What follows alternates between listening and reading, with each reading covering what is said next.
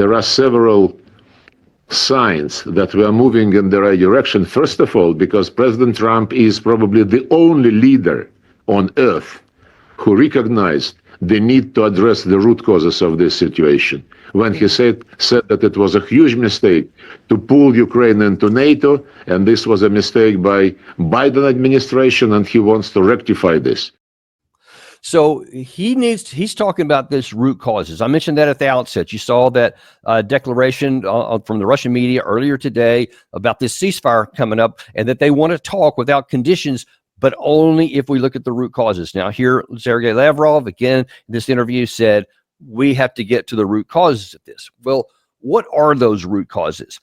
Because Putin has been saying for quite a long time what those are. And I'm going to show you here in a number of clips from him from the beginning of this war, like the literal first day, all the way through to the recent day. And you're going to see that they almost never change. There's a couple of pieces in between. In particular, you're going to see that keep popping up over and over, the very consistent position that the Russians have. And if you don't understand that, then you don't even have a chance to affect anything here on the ground. So let's take a look at those. First of all, this is just a couple of days ago when the Russian Chief of General Staff, Gerasimov, presented to Putin a statement saying, hey, we have finally taken the last settlement back from Ukraine in the Kursk area after this August of last year, where they ended up taking thousands or hundreds of square kilometers of Russian territory. It has now been taken out. And in response to that, Putin addressed the war going forward. The Kiev regime's adventure has completely failed, and the huge losses suffered by the enemy, including among the most combat-ready, prepared, and equipped, including the Western samples of the Navy, the assault units of the Special Forces, will certainly affect the entire line of combat. The complete defeat of the enemy in the Kursk border creates conditions for further successful actions of our troops and on other important sections of the front, and brings the defeat of the neo-Nazi regime closer. Okay, that last part there is absolutely critical to understand, because he said that the defeat of the Kursk, they didn't just drive Ukraine out of their territory and say, yay, we succeeded, but he said, which now sets the conditions all along other parts of the front line to meet our bigger objective, which he said was the complete defeat of the Kiev regime, as he called it. That's not saying, hey, we're looking to just end the war here. We're looking to get rid of and militarily defeat the regime. That doesn't sound like they're getting ready for an end of war negotiation somewhere along the current front lines.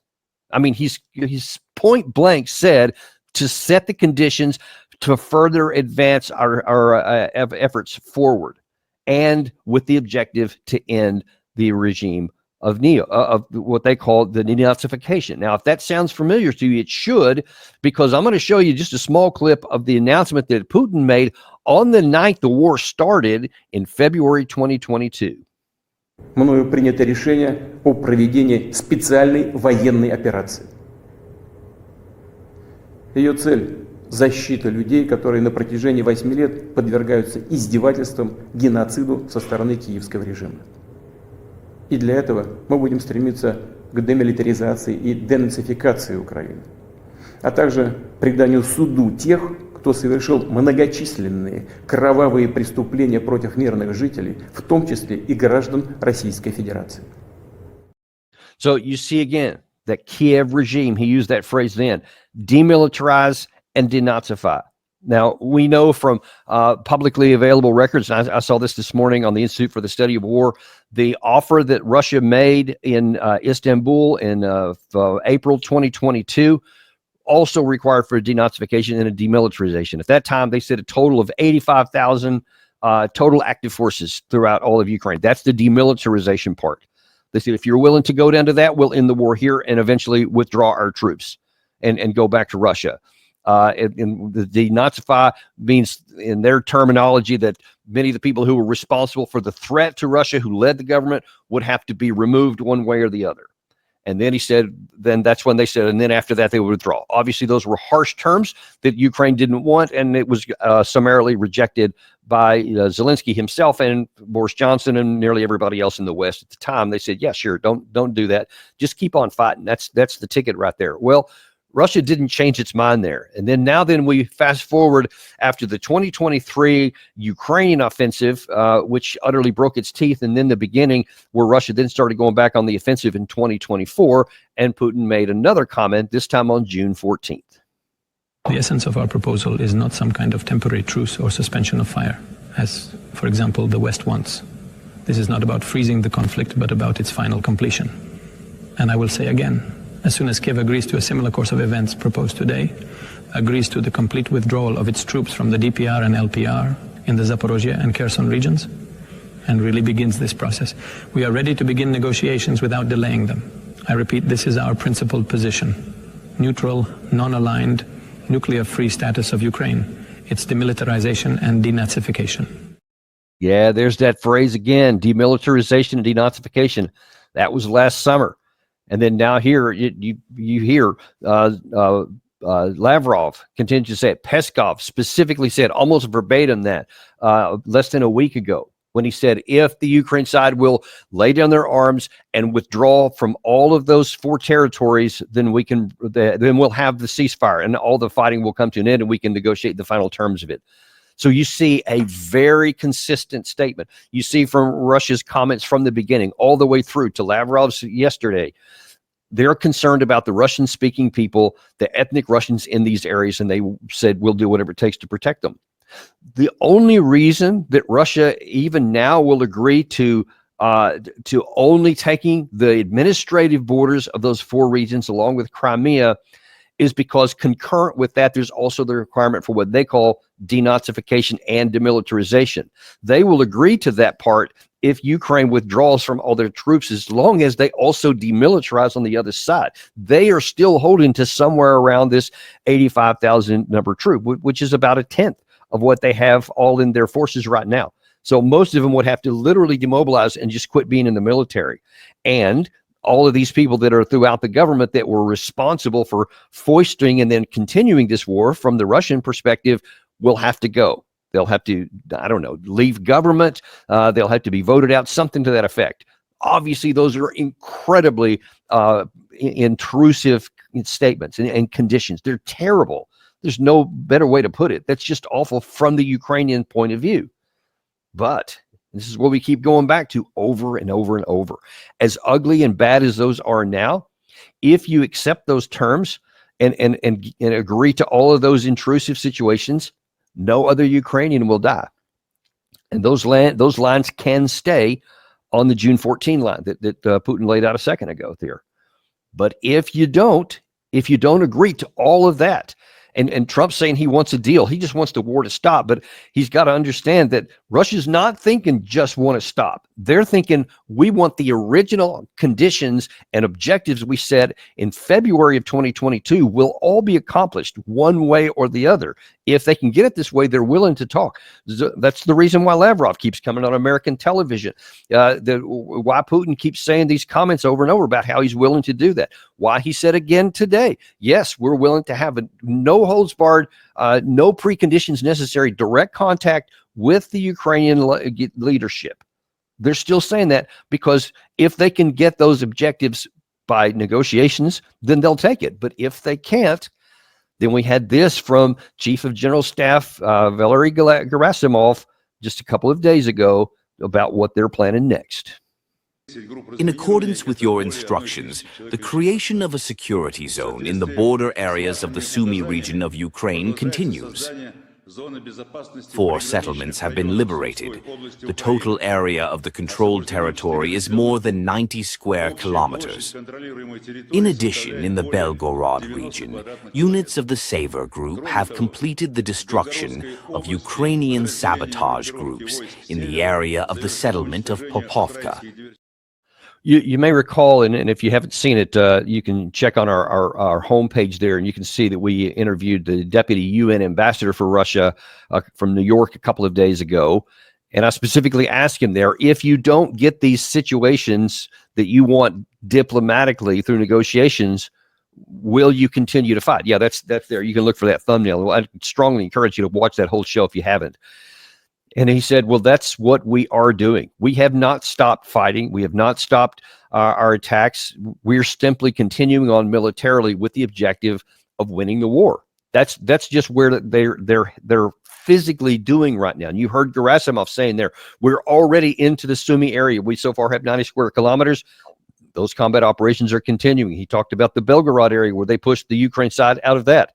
The implication being they're not going to stop there. We know in the Kupiansk area on the northern part of the Eastern Front, in the Pokrovsk area in the center part of the Eastern Front, and in the Zaporizhia area in the southern part of the Eastern Front. All of those are hot and continuing to move on. And you have Trump saying that if he doesn't get a deal, and it was reported on Ukrainian, one of the Ukrainian Telegram channels over the weekend, that has a good track record of being right, claimed that Trump gave basically both sides a 10-day ultimatum. Y'all either figure out a way to at least come to a full ceasefire within 10 days or I'm done. I'm walking. Well, of course, if there's any truth to that, and that certainly seems plausible, given the other things that Trump has openly said. I mean, he said about a week ago that, yeah, I'm either going to find some kind of a deal in the next few days or I'm going to walk. And Rubio has said that. I think he reiterated that again over the weekend as well. So everything indicates that we're about ready to walk. And I mean, we got to be honest. If you're Russia's side, why would you agree to anything in the near term if you think that Trump is about to walk? So that's just the truth of it. Now, I guess there is some reason because Russia also says, hey, we want a relationship with the U.S. going forward because we're going to have to. When you have two nuclear superpowers, you've got to figure out a way to normalize relations. So Russia does have some incentive to keep working with America. And that's the reason why I think you're seeing it right now. They would prefer to end this war through negotiations and then have some kind of good relation with the U.S. going forward because, I mean, you're talking this just indefinitely, there's going to be relations between them. And why have bad ones? Why go back to another Cold War, which is bad for everybody, if there's a possibility of having at least decent, maybe you don't even go so far as to say normalize, but at least decent kind of relations between the nuclear superpowers going forward. That's something that benefits the planet, not even just the United States or just Russia. So there's an interest in that, but that interest stops at their national security interests. Just like it should for every country. They should say, hey, we're going to do whatever it takes for our own side here, and then we'll look for the benefit of others elsewhere, friends and allies, etc. That's what should be going on. That's what should be driving our foreign policy right now. And it looks like there's a good chance that that is what Trump is doing. And that's the reason why the only thing that makes sense is to either, golly, I mean, maybe rephrase that. I was going to say that the one thing that might make some sense is to come to a negotiated settlement with the Russian side, but then he has to get the Ukraine side to agree to that. And those terms I just laid out to you a second ago, that's not something that I think any Ukrainian politician can live by. There's a lot of evidence that even within the Ukraine side, that there's a lot of pressure from a lot of these ultra-nationalist group that have claimed, I think there was even, I saw something on Ukrainian television over the weekend that were one of the leaders of one of these nationalist groups said that there's no way that we'll agree to anything with the Russian side. And if the current leadership does, they'll regret it, implying potential for coup or something of that nature. We don't know what's going to happen with that, but there is evidence that there's pressure on Zelensky, meaning that there's virtually no way that he's going to agree to those draconian measures, meaning the only thing left is for Russia to militarily take it. So if that be the case, unlike what Adam Smith thinks, unlike what Ivo Daalder thinks, there is no pressure just fundamentally that you can put on Putin that's going to make him relent when he has been saying from day one, actually from 2015 forward, actually from 2008 forward, that no NATO in Ukraine, and we're not going to stop until our ethnic citizens are taken care of inside of Ukraine. That you're suddenly going to put pressure on that he's going to go back on that. That he's going to stop short of the things when he has the power to seize them militarily. It's just irrational as you can get, and just really an embarrassment that passes for elite thinking in the West right now. Totally detached from reality. These aren't hard things I'm telling you right now. These are just things that are evident on the ground and have been demonstrated over now into the fourth year of a war. And you keep on ignoring those to your peril. And we'll have to wait and see how it's going to work out here. But that's just that's kind of where we are right now. And, we'll see what happens on this May 9th situation here. And by the way, if there was this 10-day deadline given, that would be 10 days from the time it was reported, would be a couple of days before the 9th of May celebration. And can you even imagine any kind of a possibility where right before that big thing that Putin is putting all of his efforts into, where he's going to have leaders from all over the world in, they're going to celebrate the 80th victory of World War II. They're going to be celebrating again this whole victory with in the Kursk area. They're going to be, apparently there's even going to be some North Korean soldiers there, where, by the way, Putin for the first time openly acknowledged that they were there and that they were helped in the Kursk reclamation process, etc. That right before all that he's going to go, okay, you know what? But I'm willing to end the war here on the current line of contact and stop short of all these things I've been telling you since 2022 we're going to get done. I mean, even if there was hypothetically an interest in his in doing that, he would certainly not do it by this deadline date. And then we keep talking about this. That puts Trump in a really uncomfortable position. What are you going to do when that deadline comes, or when there's even that, because that's been reported. He hadn't said that publicly, but he did say publicly a week ago that within a week or so that he is ready to walk if he doesn't get what he wants. And if he doesn't, and time keeps passing and he doesn't get it, then people are going to say, hey, are you walking or not? And if he doesn't, if he keeps on supporting Ukraine anyway, that will make it look like Zelensky compelled Trump. It's going to look like Zelensky's all this reticent, all this resistance he's been having, not signing these mineral deals, embarrassing Trump in the White House itself, in the Oval Office, listening to all he's saying and then making statements against him, his vice president, his senior negotiator, all those things will have succeeded. And of course, Europe will just be ecstatic about that. I don't think that's something that Trump wants. I don't think that's a route he wants to go down, which implies that he'll probably say, I'm just going to do what I said and I'm going to walk here. And all the ramifications that come along with that. So there is no good thing coming from the Ukraine side anytime in the near future. And I think that Trump is the only one that can help usher the end of this insanity in closer. And unfortunately, because of all the malfeasance and the just disastrous policies of the previous administration and all of Europe and Zelensky, and he bears an enormous amount because he ultimately is the decider for what his country does. Writ large, those guys are all responsible for bringing us to this ugly point right now. We need to be crystal clear on that. Whatever you want to say about Trump, whatever Adam Smith wants to say about what Trump's going to do, it's been because the horrific decisions by the senior military people, by the diplomats, by the heads of state, all this stuff in the first 3+ years of this war, all that leads to this ugly dynamic that Trump has inherited right here. And hopefully he's going to walk away from this, because the absence of the United States and the stopping of our support or whatever will probably bring him mercifully quicker into this, as opposed to doing what apparently many in the Europe want, which is to just continue indefinitely until, the Ukraine side is just ground to dust, which could literally take another year or possibly even longer if they got a lot of support there. But absent that, all that would do, by the way, is increase the cost of loss, because then you'd probably have hundreds of thousands of more Ukrainians dead who are alive right now, to include the youngest generation that there is down in the teenagers, the 18 and 19-year-olds, because that's what they would have to do. Even in that perverted view that many in the Europeans want, they would have to sacrifice yet another generation, and nobody gives any thought to that or what would come next, etc. So the most moral and kind thing Trump could do for the Ukrainian people is to walk. That's just where we are. Thank you very much for watching right now. We're going to have Colonel Doug McGregor on at 3 o'clock this afternoon. You're going to talk about some other really important aspects of this whole Russia war here. You're not going to want to miss that. Always a pleasure to have Doug McGregor on. We'll see you at 3 o'clock this afternoon on Daniel Davis Deep Dive.